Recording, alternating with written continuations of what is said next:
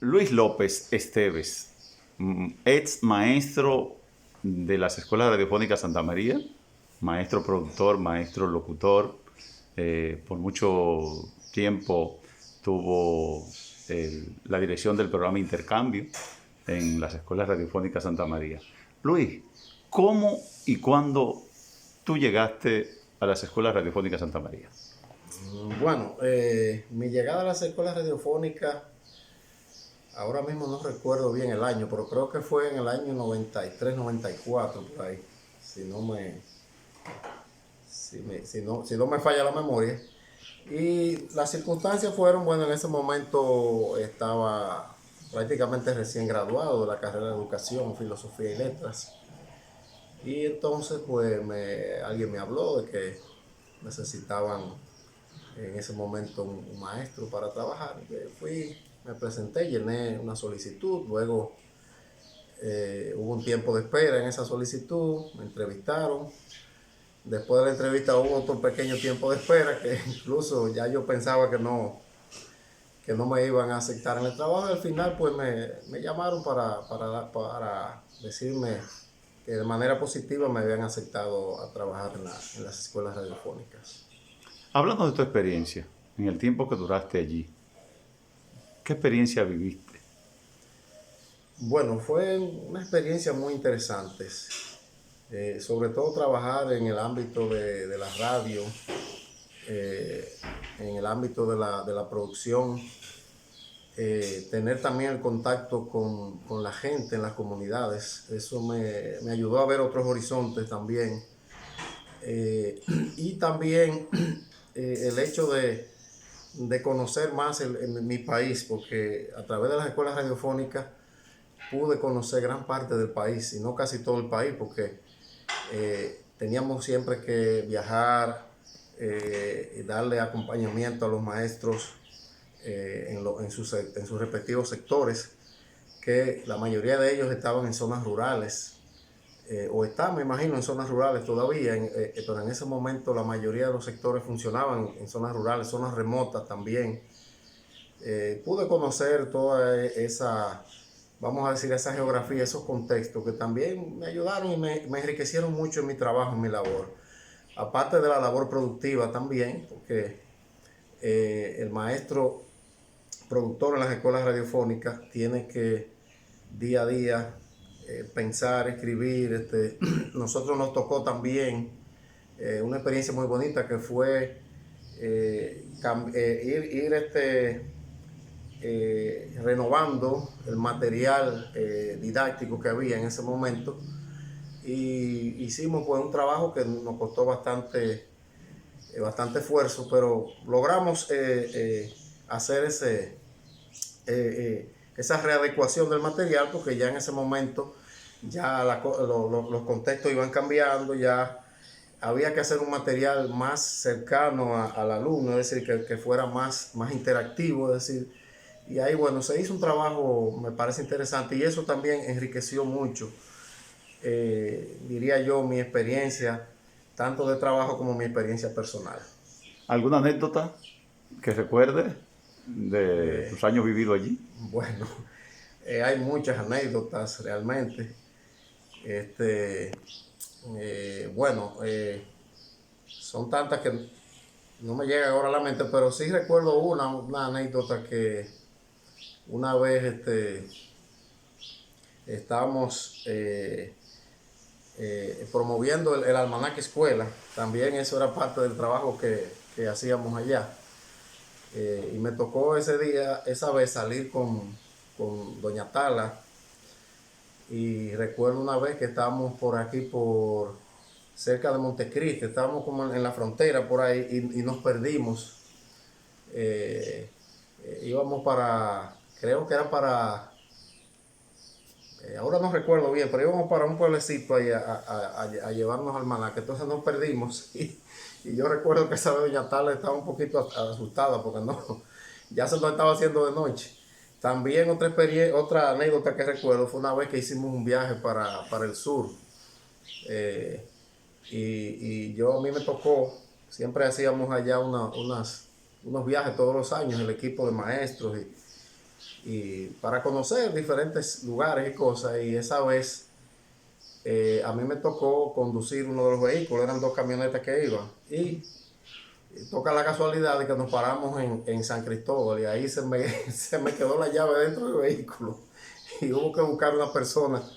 La suerte que apareció uno de los sacerdotes ahí que trabajaban ahí en San Cristóbal y nos ayudó en eso.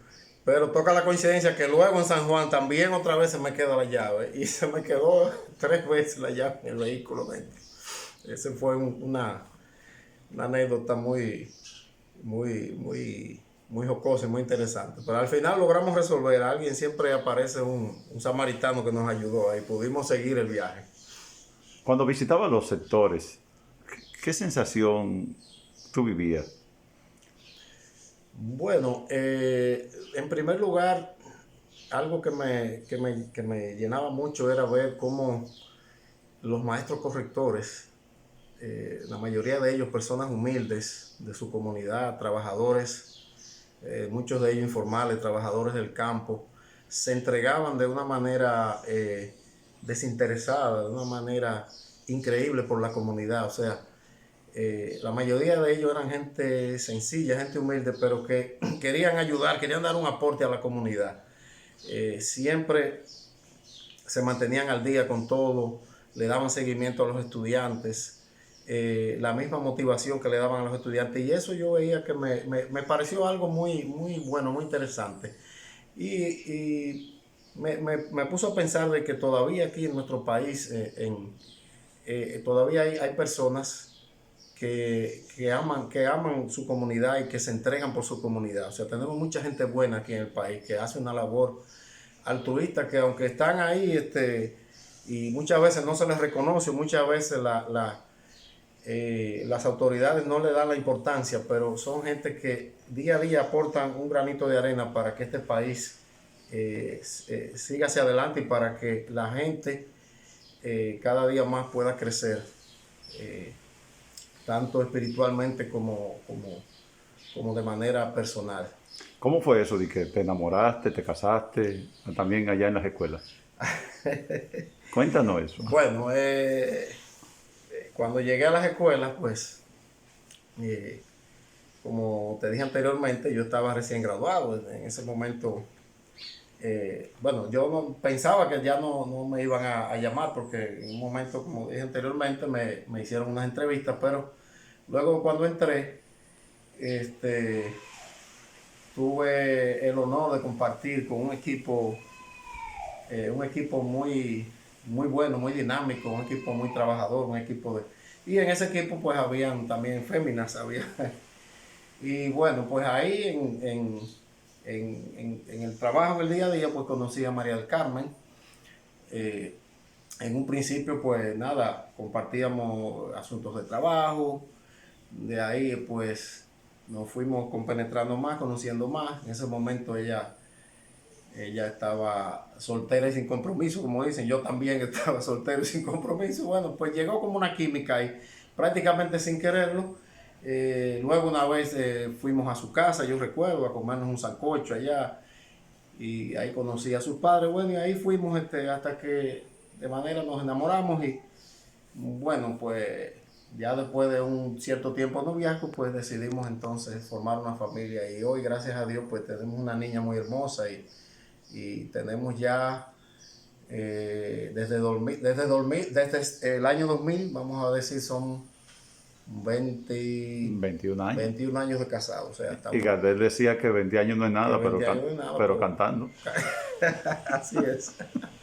Sí. Una cosa, Luis, cuando tú hablas de las escuelas, hace mucho tiempo que ya no está allí, ¿qué haces ahora?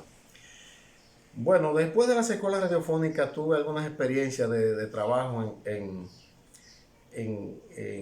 colegios, básicamente en la parte educativa, porque yo soy educador, también soy psicólogo, pero yo digo que soy licenciado en psicología porque no he ejercido todavía como psicólogo, pero sí en mi trabajo todos esos conocimientos pues me han servido mucho. Trabajé un tiempo como maestro, seguí trabajando, estuve también en unos proyectos en la UCAMAIMA, en la Universidad Católica, madre maestra, unos proyectos sociales que tenían que ver con el acercamiento de los grupos comunitarios hacia el asunto del pago del servicio de la energía eléctrica. Eso fue un proyecto que duró 4 años, alrededor de 4 años.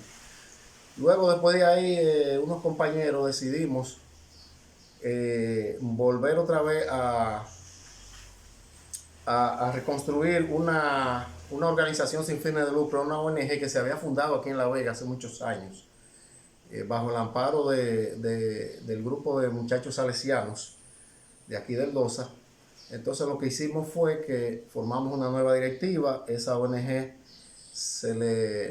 le cambiamos otra vez los estatutos, la mística, porque ya en ese tiempo había cambiado, ya todo había cambiado. En ese tiempo era lo que estaba en boga cuando se fundó la ONG, era el asunto de educación popular. Entonces le dimos otro giro y entonces refundamos lo que es el INADEP, que es el Instituto de Autogestión y Desarrollo de Base, que es una institución sin fines de lucro que se dedica a trabajar con las comunidades más pobres, más vulnerables del país, para junto con ellos elaborar propuestas y buscar fondos para proyectos de índole social que tienen que ver en el área de la salud, en el área educativa, en el área agroecológica. Actualmente estamos trabajando en la frontera sur de aquí de República Dominicana, sobre todo en la parte de Elías Piña, lo que es Bánica, Pedro Santana, y algunas comunidades que están del otro lado, en el vecino país de Haití. Es decir, en toda esa franja fronteriza estamos ahí trabajando actualmente. Luis, ¿qué echa de menos en el ambiente de las escuelas radiofónicas Santa María? Bueno, sobre todo, vamos a decir, el equipo de trabajo que había, todos los muchachos, echo de menos a todos los compañeros y compañeras que estaban en ese momento, María del Carmen, Evelyn, Yulisa, que se nos fue a destiempo y que yo sé que está con Papá Dios, que Dios la bendiga donde quiera que esté. Y Elías, Concepción, su esposa, Grace, una dama, todo ese equipo de trabajo, ese grupo de trabajo que cada día compartíamos ahí, porque éramos, como dice el lema, éramos una gran familia realmente, como dice el lema de Radio Santa María y de las escuelas radiofónicas. Ese día a día, ese compartir, ese trabajo, que aunque era un trabajo fuerte, porque el trabajo de las escuelas es un trabajo arduo, es un trabajo que hay que dedicarle tiempo, un trabajo que hay que concentrarse, porque hay que dar seguimiento a los maestros, hay que producir, hay que ir a la radio, hay que visitar, pero es un trabajo que me sirvió de mucho en mi experiencia, y día a día hoy en el trabajo que hago, y no solamente en el trabajo, sino en la vida misma, es una experiencia que me ayudó mucho a crecer como persona, a crecer espiritualmente. Pero extraño esos momentos que compartíamos ahí, la salida. Siempre que recuerdo que había un momentito que bajábamos a tomarnos un café, a donde estaba la imprenta. Y ahí pues nada, compartíamos cosas también personales, familiares, y anécdotas y cosas. Y de verdad que extraño mucho eso, porque éramos una gran familia realmente. Un mensaje. Bueno, mi mensaje es que las escuelas radiofónicas para mí es una institución, no para mí, sino para este país, y yo sé que es así. Es una institución que hay que darle apoyo, que hay que seguir trabajando. Las autoridades y todo el que tenga competencia sobre ello debe darle el apoyo necesario, porque la escuela radiofónica es un patrimonio de nuestro país, es un patrimonio, yo diría que no solo de nuestro país, de Latinoamérica también, porque es un pilar en lo que es la educación a través de la radio, a través de los medios de comunicación.